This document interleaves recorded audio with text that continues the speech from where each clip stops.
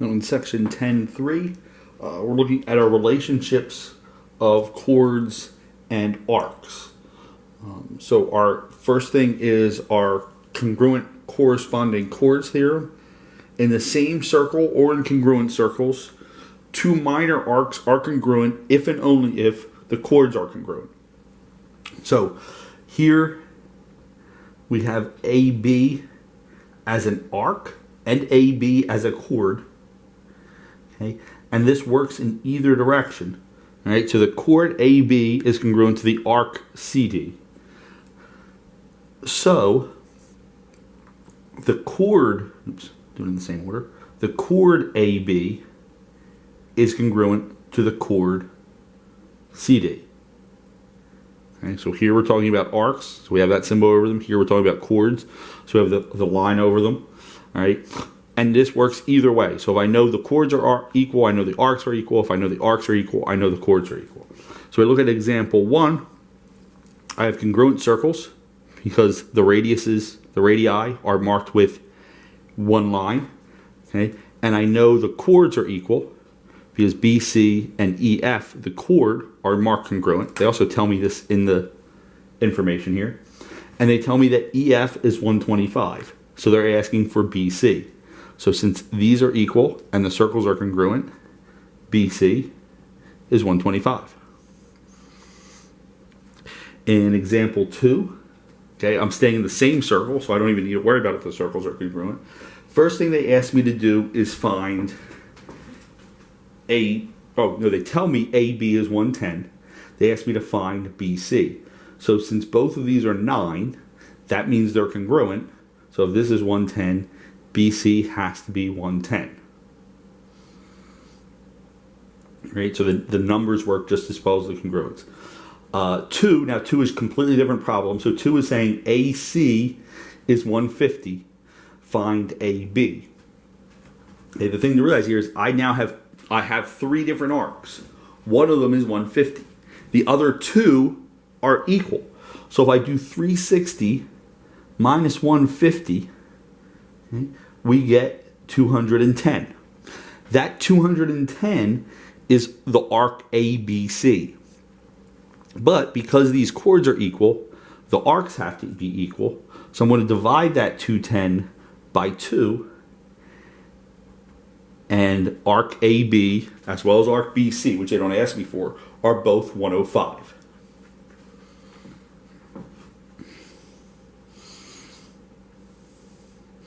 Okay. We then have 2 theorems here that are the converses of each other. Right? The perpendicular chord bisector theorem says if a diameter of a circle is perpendicular to a chord, that the diameter bisects the chord and its arc. Right? So here EG is a diameter. It hits the chord FD at 90 degrees. That means that I know the chords, or they're not actually chords, they're segments. FH is congruent to HD. We don't have names for what those actually are. FD is a chord. FH and HD are just parts of that. We also know that FG, the arc, is congruent to GD, the arc. Okay. And this defines it for a diameter. This would work for a radius because it's part of a diameter. All right, so we could also use that to divide up. Right. The perpendicular chord bisector converse basically says we can go in reverse. Right. If, since TR is cut in half and hits SQ at 90 degrees, SQ has to be a diameter. So if one chord of a circle is a perpendicular bisector of another chord, then the first chord is the diameter. So even though they don't show me a center on here, SQ is a diameter.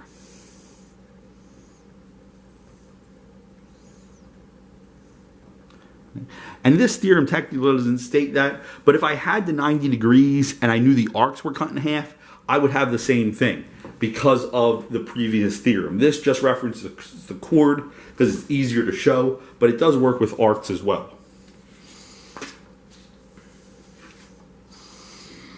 Right. So Example 3, right, they're asking us to find the length of BD and tell what theorem we used. So since FD is 6, this is a diameter that hits at 90 degrees. BF also has to be 6, so BD is 12. Okay, and that is the theorem, the perpendicular chord bisector theorem that we just went over would be the reason for that. Right. Example 4, find the measures of CB, BE, and CE. Right. So here we have, this is 90, we have the diameter, that means these two things are equal. Okay. So I'm going to start, find x, so I can use that for stuff. So 4x equals 80 minus x, add x to both sides, 5x equals 80. Okay, so x is 16. I can plug it into either one. I want to do 4 times 16. 4 times 16 gives me 64. So CB is 64 and BE is 64. All right, and then that would make CE 128. Okay. Also realize with this, they didn't say this in here, they didn't ask for this, right? But I could also find over here as well. I know this is 64. So 180 minus 64 gives me that CD is 116. Right? Because I know that this cuts it in half, this has to be 180.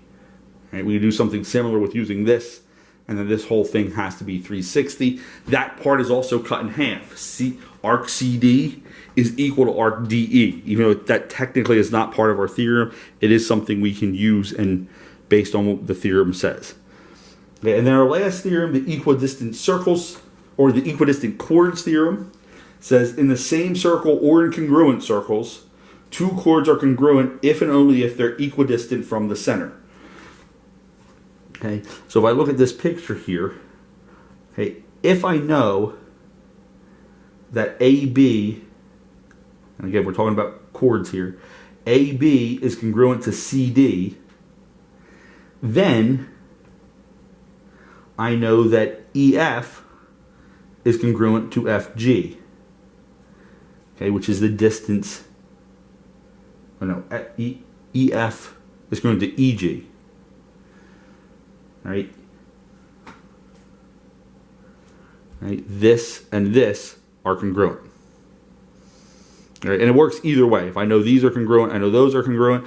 Also realize they're coming from the center, so they also cut in half. So even though this doesn't say it, they cut AB is cut in half at F, CD is cut in half at G. So we could use that at times as well.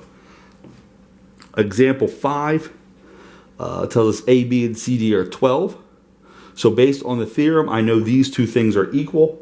So to find EF, I do 7x minus 8 equals 3x.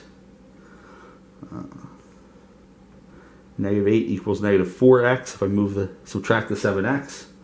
So x is 2. All right, and then EF is 3x. So I do 3 times 2. And I get that EF is 6. All right. Example 6, suppose AB is 27, EF and GF are 7. What's CD? That would just be 27 because they are equal. Okay. And again, you can do things where I know DE is 6, I know CE is 6 on this picture based on this first problem, which will probably come up. It doesn't have it right on here.